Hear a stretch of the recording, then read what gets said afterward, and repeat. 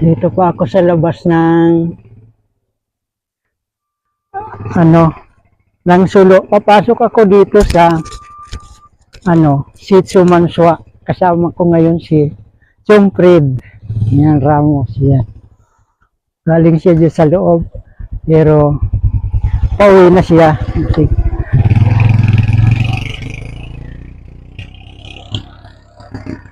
Yan.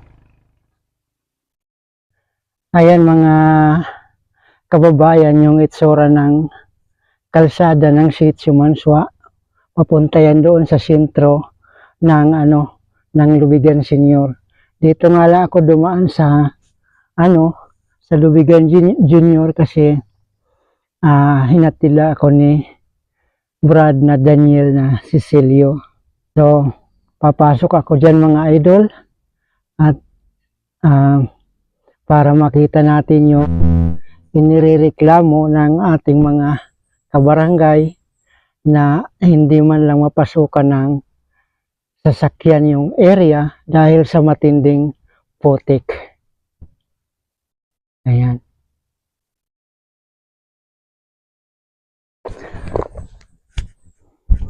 So ngayon mga idol, papasok ako dito at ako'y magpapaalang. Pupunta ko doon sa loob noon para makita natin yung sitwasyon sa kalsada na to. Ayan.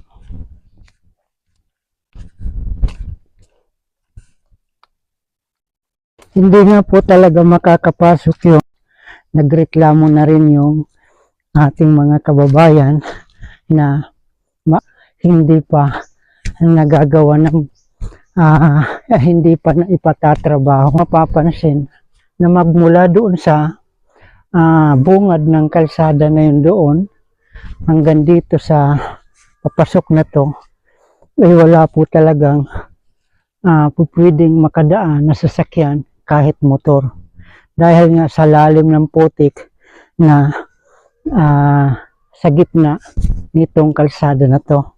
So doon sa unahan mga kababayan, ating pansinin na kukunan din natin ang video para makita ng ating mga kababayan, yung ating mga nasa pwesto na ang kalagayan nitong kalsada dito sa Sitio ay mabigyan man lang ng action. Ganda ng view. Ayan mga kababayan.